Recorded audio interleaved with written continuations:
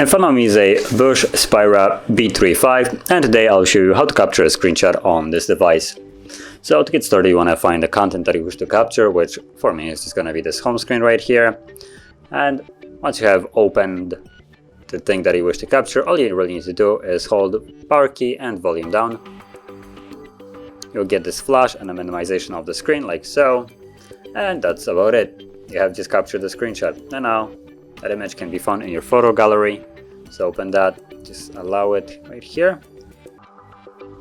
Give it a moment for it to actually load.